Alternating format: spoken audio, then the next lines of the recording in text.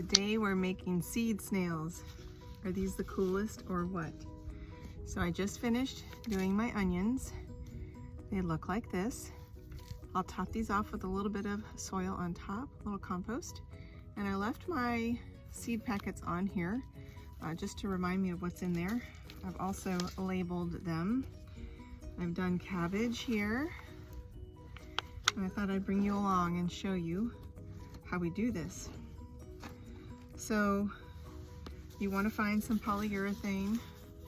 You can even find a really bendable cardboard. It's just that that's not going to last as long. I know this is a little bit of plastic. Some of you may have issue with that. But right now this is what we're using because it rolls easily. If you guys have another option, let me know. But you want it about 6 inches wide. Doesn't matter how long it is. It just really depends on what you are going to be planting. So I've already done my onions and my cabbage, and I'm going to finish up with another batch of onions, which is here. We're using these red onions. And then we're gonna get into some beefsteaks and, and a hybrid super steak. So we're gonna work with those. I usually always start my seeds each year, these guys, and I might do a little bit of oregano, we'll see.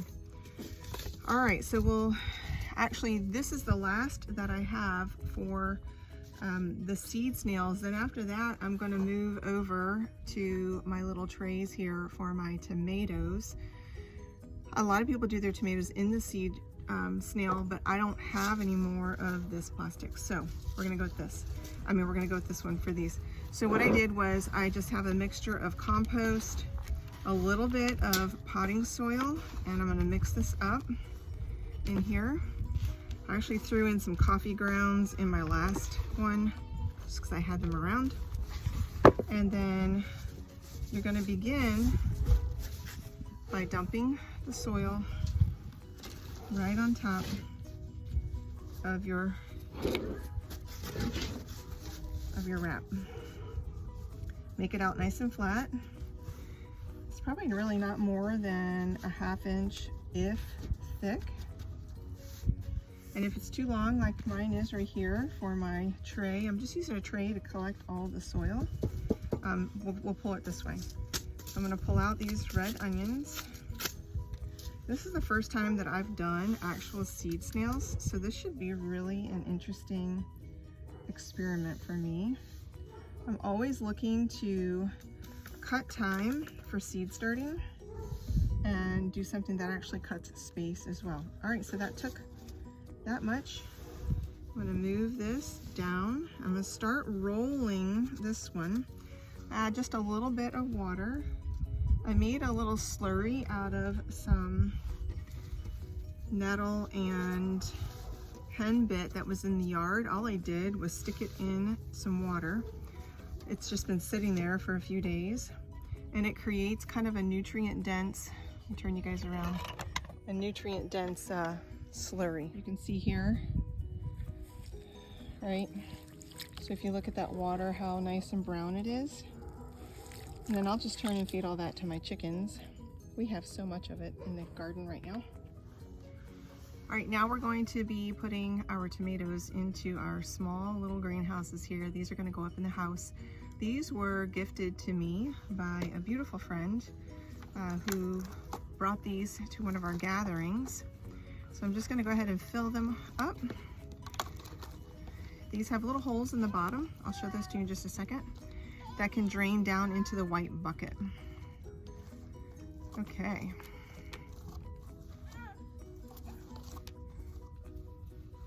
Now what we're gonna do is we're gonna put in our beefsteak hybrids. These have an 80-day harvest, and you want to get these into your soil that you're going to be starting your seeds around 6 to 8 weeks before you want to plant them. Our last frost date is right around, it's really around April 15th, but we always tend to wait until close to Mother's Day, just because we could have a funny cold snap. So I keep my tomatoes in the house, and then I'll come and harden them out. Uh-oh, it's okay, lick it off. Lick it off. All right, now I do want to show you something. Typically, I don't buy my tomatoes in little tiny bags like this. I will go to the feed store and buy them, but for this purpose, I wanted to show you this. So this little guy was like $2.97 at Home Depot, and I want to say there's about 20 seeds in here, which is fine. I don't need 20 plants this year. Last year we grew a lot of tomatoes, and then you always get volunteer tomatoes that come up. And so you can see those little tiny seeds. We're gonna take one at a time, and I'm just gonna put them right on the top, and then I will poke them down. They don't need to go down very far. And the cool thing is you don't really need to remember all of the specifications for each single plant, because some need to be down a 1/2 inch, some need to be a 1/4 inch, some need to be topped on the top. And the back of your seed package is going to tell you. Now, the one thing that I am a rebel about is the back of your seed package will sometimes, this one doesn't tell you, but sometimes it will tell you how far apart you need to make your plants. And this only needs a 1/4 inch deep, so it's not very deep.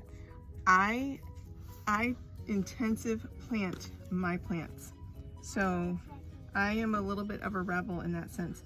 What we're gonna do, if you can see here, all of the little seeds, each cell has one, and I'm just gonna barely poke them with my pen, and that gets them down about a 1/4 inch.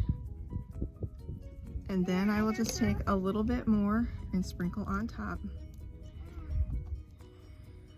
And then this has a nifty little, and I'm gonna take a little water. Hang on a second. This has a nifty little, I'm kind of unconventional here today because I forgot to bring a cup out for my water. But this has a nifty little top to it. And it has this little spinner, so that if I need it to have a little bit more, if it spins, it opens and it closes, right? So it's gonna create a greenhouse effect like that. All right, there you go. That's for your tomatoes. You can do just about anything this way that you wanna create your starts with. I don't do a bunch of starts inside because I love to direct sow, and most vegetables can be direct sowed, but things like your tomatoes, your cabbage, your onions, those I do like to start inside. I also wanted to mention to you that you don't have to have seed starting trays to start your seeds. You can use anything, old plastic tubs from your lettuce trays. If you buy the lettuce trays, you can use old milk cartons. I usually prefer to use the big 18 dozen, no my gosh, 18 egg hole, and you flop it open, and when you put the lid back on, it acts like that little greenhouse. Now obviously that's not going to give you a ton of room for your roots, but it's a great place to start, and it's free. You just use the stuff that you currently have. I'm using these because that's what I was given as a gift, and so I'm going to use them. I also teach a seed starting class, and so I will probably be giving these out to my students for that. But I just want you to know, you can use anything out of your house. Get creative. All it requires is that you have a warm space, that it has some humidity, and I like to pop that lid off as my starts are getting, if I start to see too much humidity in there, I just pop the lid up a little bit, get some airflow in there so we can keep down any type of mold. But you can use anything you want, okay?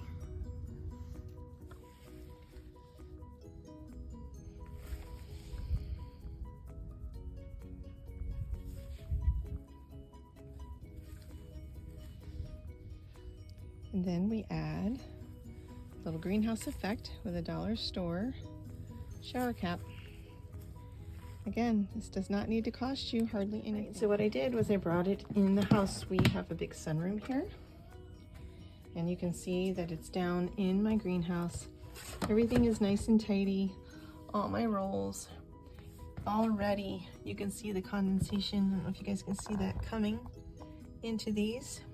These are nice and moist, and they'll stay here right in front of the sun window and right in front of the fireplace where it's going to be nice and toasty. You guys start your seeds from starts? Do you put them straight out into your garden? I'd love to know. I'm in zone 7B, so I do like to start a few things here, and I've had a lot of fun doing that today. Have you ever tried seed snails? Let me know down in the comments below. All right, we'll see you later. Thanks for joining in on this wild crafted life.